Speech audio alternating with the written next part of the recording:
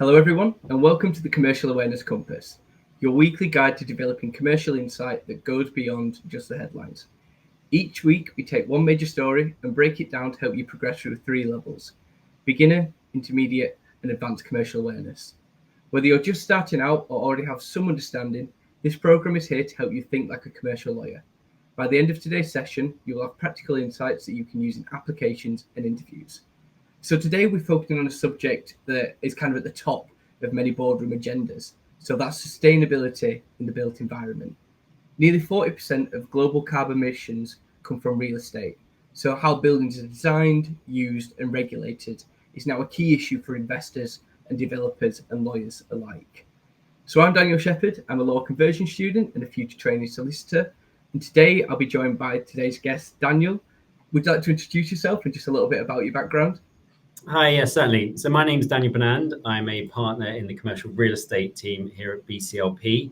I've been at the firm now for nearly, I think just over 11 years, and I trained at the firm. And my practice area focuses on advising a range of clients, institutional investors, private equity, real estate companies, all on the acquisition, development and management of their assets. So in addition to that, there's a really important sort of niche area, or it used to be niche, but now it's sort of critical in terms of ESG. And so especially in terms of green lease clauses, I've developed a practice that not only covers advising clients, but also working with an organization called the Better Buildings Partnership. I'm part of their drafting legal team that sets out some of the model commercial green lease clauses that the market can use more widely. Amazing.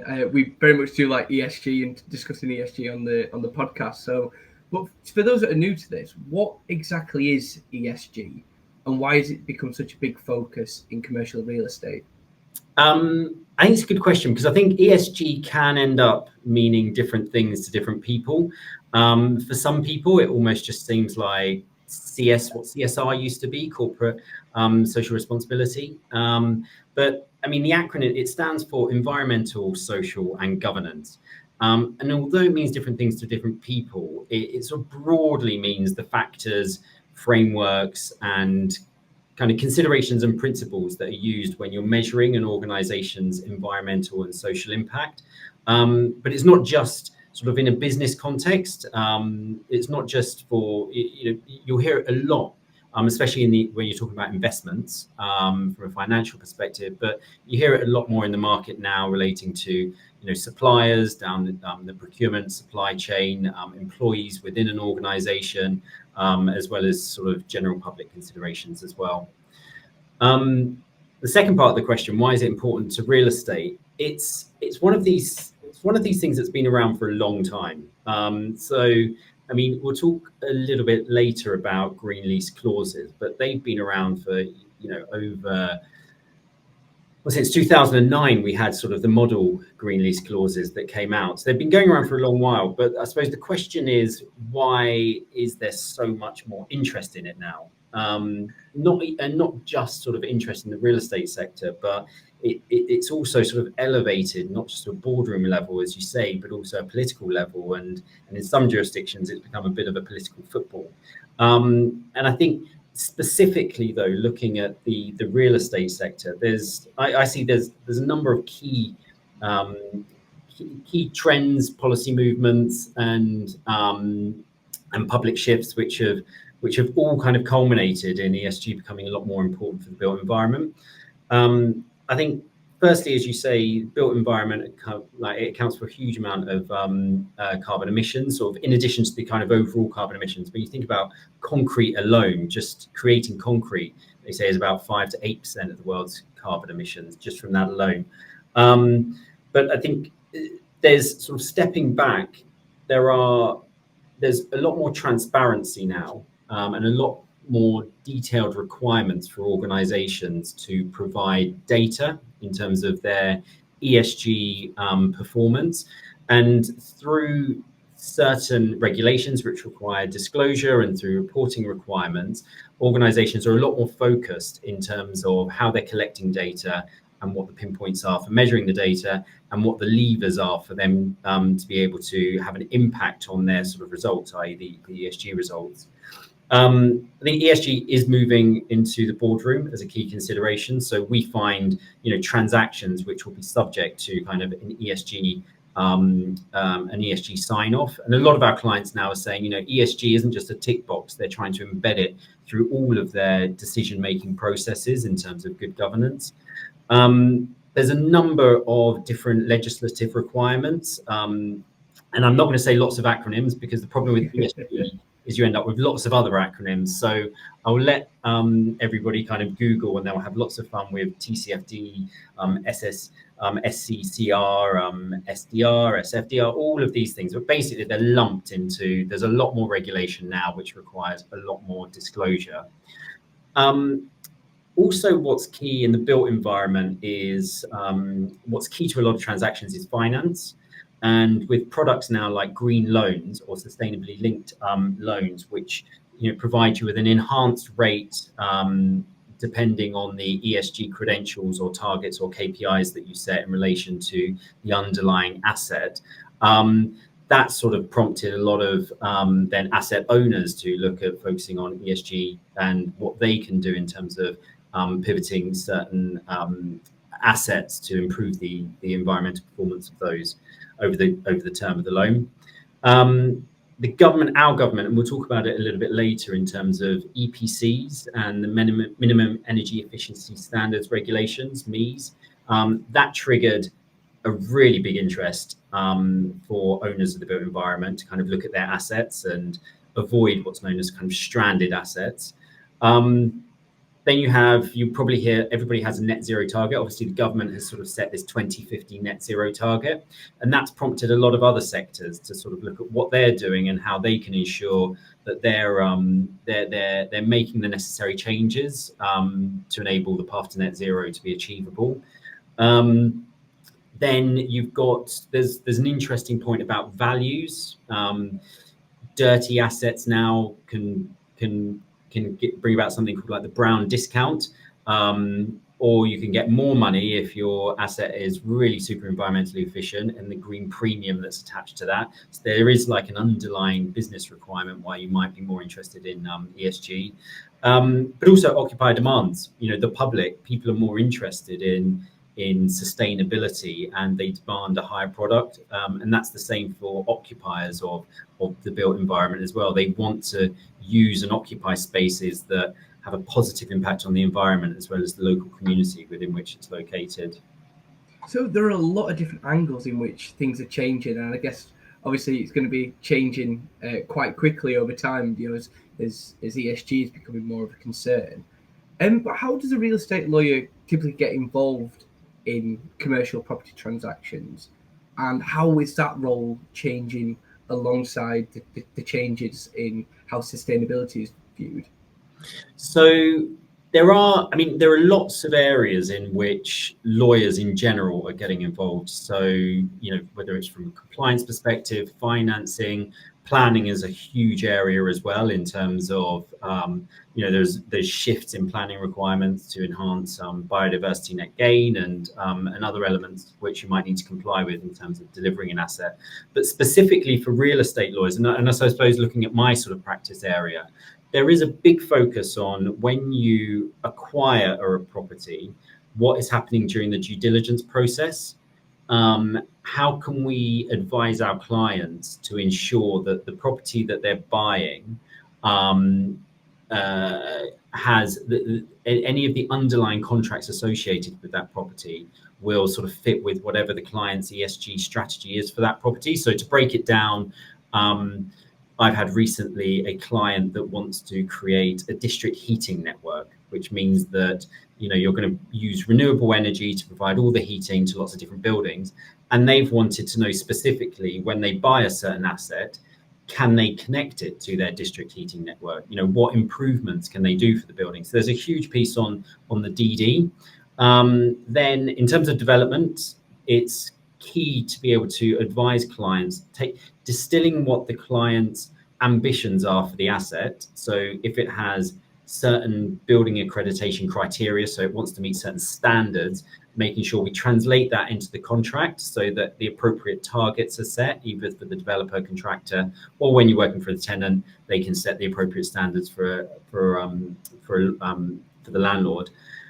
And then a huge shift has been in the occupational areas. So it's looking at green lease clauses and how we're advising clients not just on the lease, but on the additional clauses that you will want in that lease to ensure that the asset can continue to operate in an environmentally sustainable way. And I don't think, I mean, it is shifting, but there's nothing different really from the process of just being a good lawyer, a good property lawyer, because part of that involves understanding what's your client's ambitions for the assets, what are the key things that they want to look at when they're acquiring the asset or developing the asset, and then what are the key criteria, how do they want to manage that asset, what's unique about that property or building or client that they want to ensure is reflected on their lease provisions. So I think ESG is a key concern and something you should be aware of, but it doesn't differ too much from what we should be doing anyway as just great lawyers. Yes, it's kind of it's kind of a different subsection almost in the real estate, but you've got a different focus in, especially when, as you've mentioned, you're looking at kind of the public perception aspect and how that can affect prices and such. Just before we round out the beginner section, we'll go back to another one of the acronyms you mentioned just before. So EPC. Could you explain what EPC ratings are and why they matter so much for both commercial landlords and tenants? Yeah, so EPCs they're not the most perfect instrument of the world, but they are they're a base indicator of a property's environmental performance. So there are lots of other types of building accreditations, but we have a regime where you have an energy performance certificate, and that certificate is valid for 10 years, and it provides a rating for the building. And the ratings, you can get A+ now, A to G typically. And there is a consultation out with the government at the moment in terms of adjusting sort of how the EPCs are sort of measured and the scoring and things like that. But the key thing for the property sector is what goes along with the EPCs is MEES, the minimum energy efficiency standards regulations. And what that decided was that, and now sort of certain hurdles have been met. We're now in a position where you can't acquire, let, or continue to let property if it falls below the minimum energy efficiency standard. So below a rating of E, you've got an asset that you really can't do that much with. So there's been a lot more focus in terms of ensuring that properties meet that minimum threshold. There are certain exemptions as well in terms of sort of if a property falls below that minimum threshold.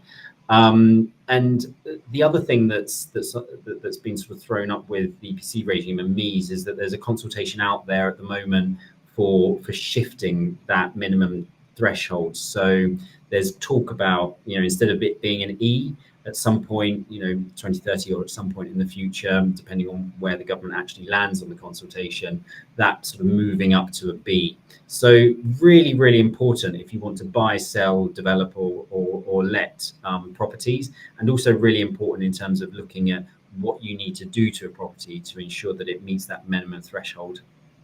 I think that really nicely helps us transition into the intermediate level. So kind of looking at the market and kind of the challenges around that, as you say, that is definitely one of the challenges, to make sure that you've got that rating in place and meet that minimum threshold. But with stricter EPC regulations like coming in, as you've mentioned, what kinds of legal risks are landlords facing, and how are law firms helping clients manage those risks? So, I mean, the biggest risk, I referred to kind of the sort of stranded asset. The biggest risk is you end up with a building where you can no longer let it, or you want to sell it and actually it doesn't meet the minimum EPC level. And the legal risks to that then translate into value risks, because if you can't do much with your asset, then the actual value of the asset reduces. So we've been helping clients for quite a while now in terms of managing that risk. So we'll often work alongside consultants who look at specifically, what exactly needs to be done to that asset to improve its ratings. But we'll help clients quite often on a portfolio level. So clients that have a whole range of different assets, they've gone through the more sophisticated ones of auditing all of those assets to look at what is the current EPC rating for that property. Does it fall foul of MEES? Are there any exemptions that might apply? I refer to certain exemptions. So, for example, if you've already done all of the improvements you can to a building to improve its energy performance, then you can be exempted because there's nothing much more you can do to it. If, for example, the building is listed and you're just restricted from the building because it's a very old building, has special status, it's grade 1, grade 2 listed, then again, there's certain exemptions that apply. And the other key area that we've really helped clients has been looking at the exemption relating to third-party consent.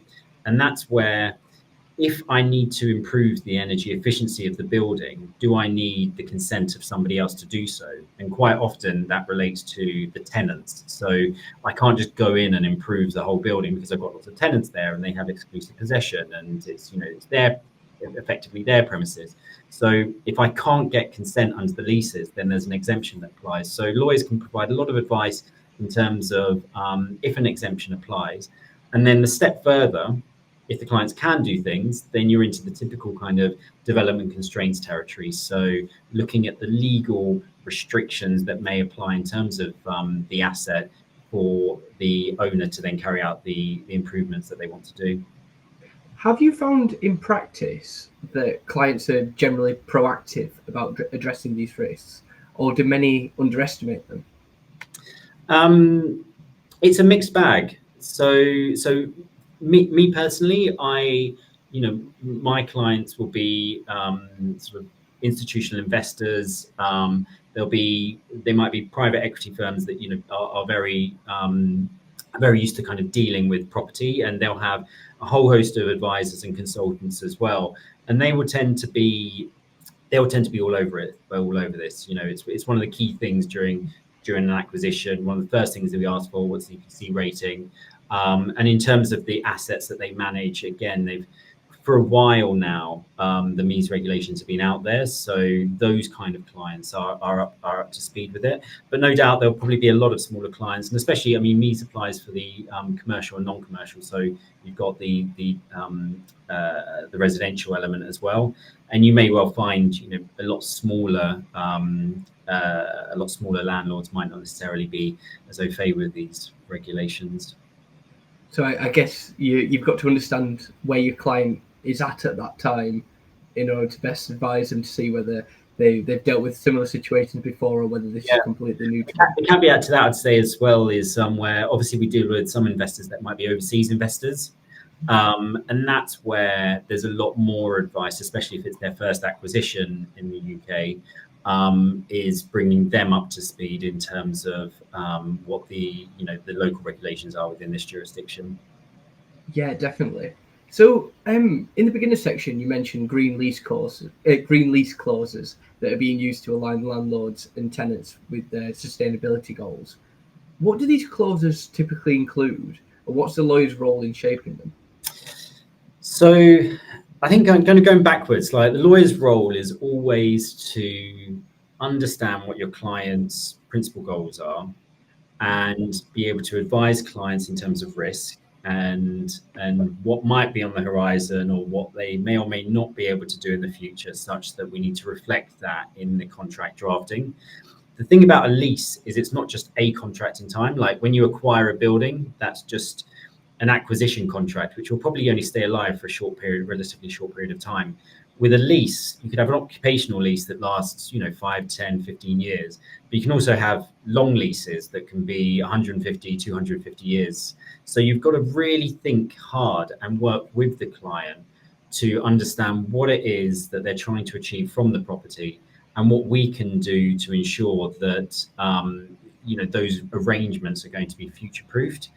And I think I'm sort of really passionate about this particular area, because it's an area where not every client is completely up to speed in terms of the importance of green leases and the impact that green leasing can have.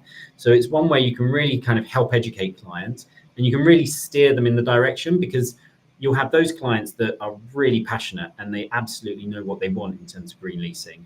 And then you may have clients who actually, they don't really know a huge amount about green leasing. They may not actually, they may not own the asset, or their plans aren't to own the asset for that much longer period of time.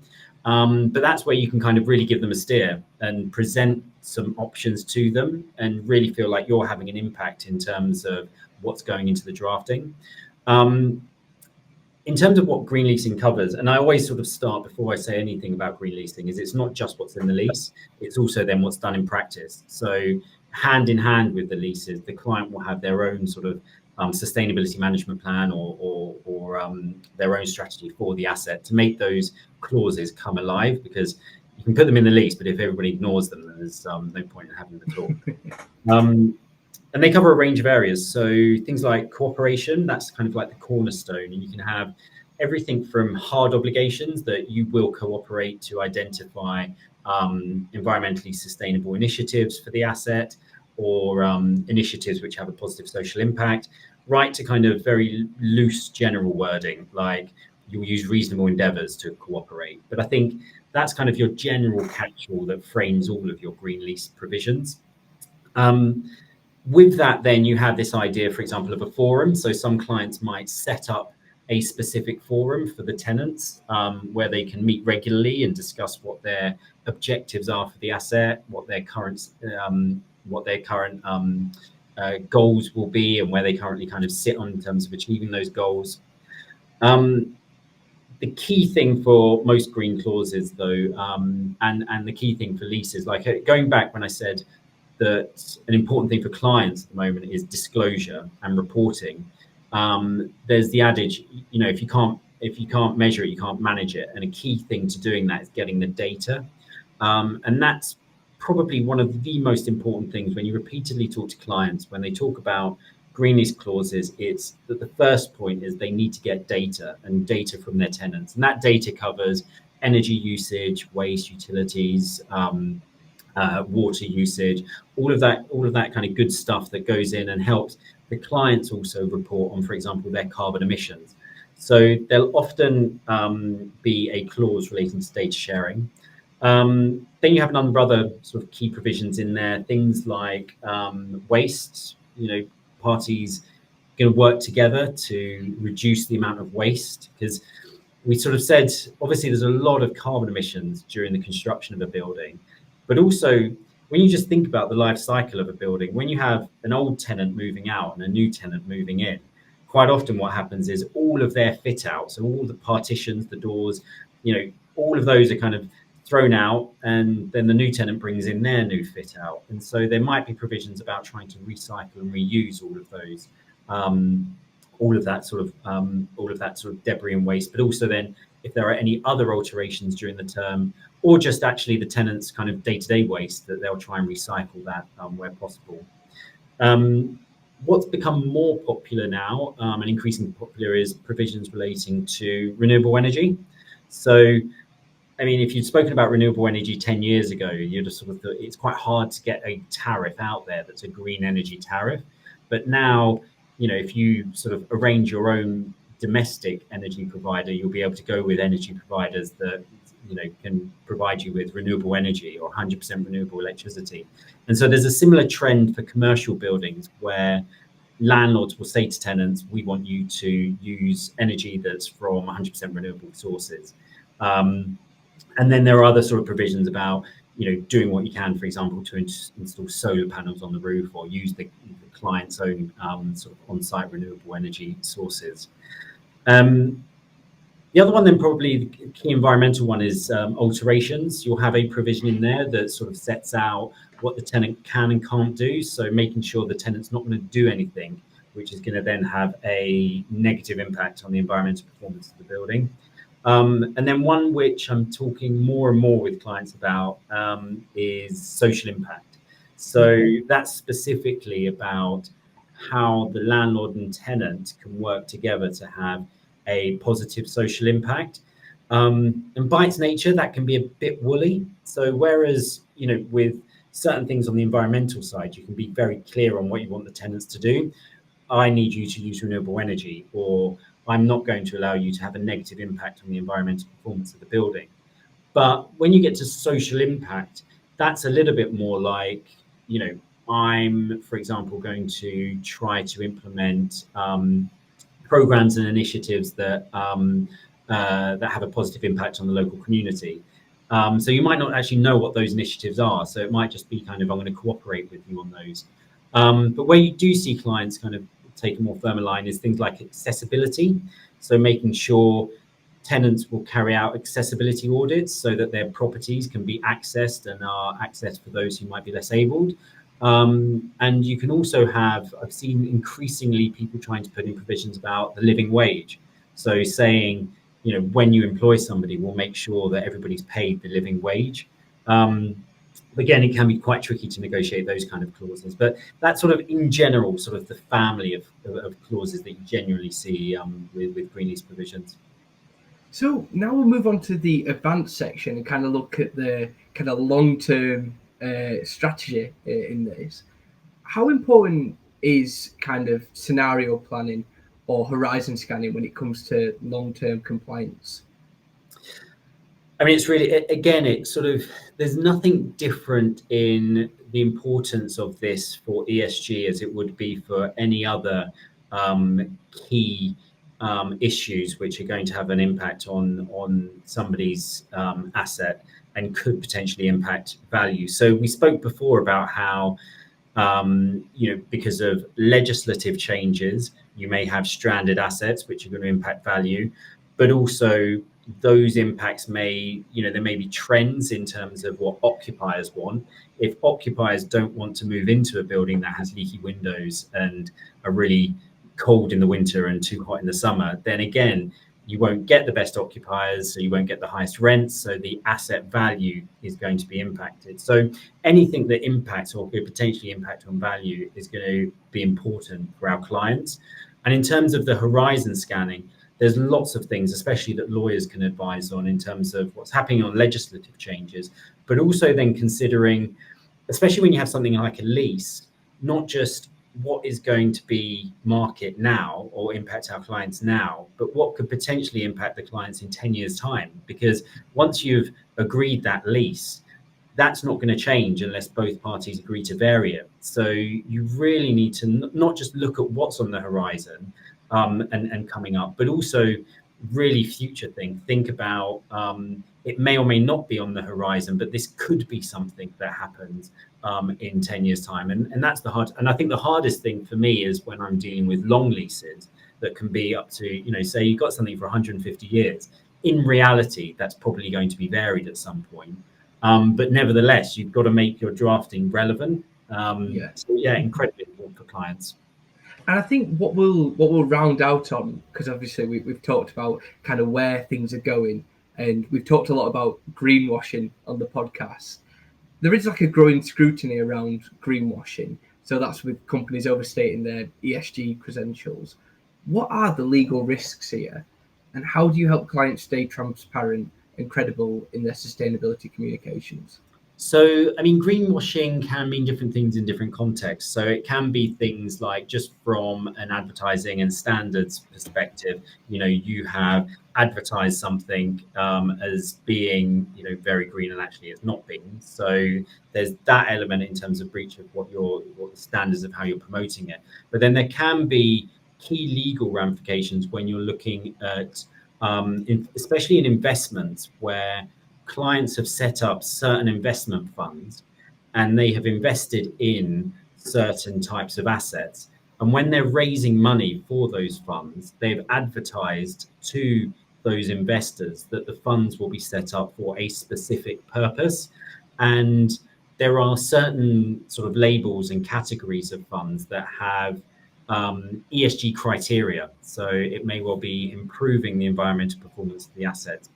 And depending on how those funds have been set up and what you've told investors, If you then start to be in breach, so you've mislabeled that, then again, there can be serious legal ramifications for that. But I think there's also, alongside the legal impact, you've got to think about from a PR perspective, because clients will have a whole host of things on their websites saying that they're happy, that they will, they're happy to kind of try and save the world, but it will have a really big impact on them if, in fact, they're found to be misstating what their environmental targets are going to be.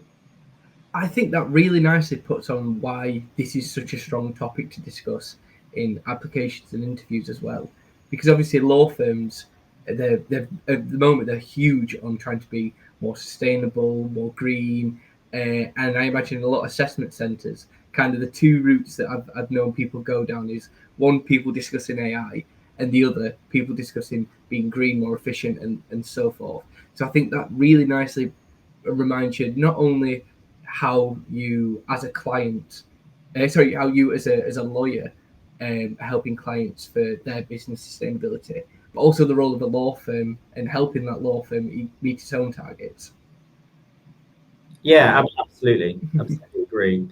And I think with that, and I think ESG is an easy one when you're talking about it as well, to be passionate about. I personally think, how can you not be passionate about ESG? So I think it's a really great area to kind of combine your legal expertise with actually a personal passion. Yeah, definitely. Well, thank you so much for joining us today, Daniel, and thank you for everyone else for listening to today's Commercial Awareness Compass. Remember, being commercially aware isn't just about following the news. It's about understanding how these developments shape business decisions and legal strategies. Whether you're just starting or thinking like a commercial advisor, always ask, how does this impact clients and what can a law firm do to help? Join us next week to keep building your commercial awareness. And until then, prepare without the panic. Thank you.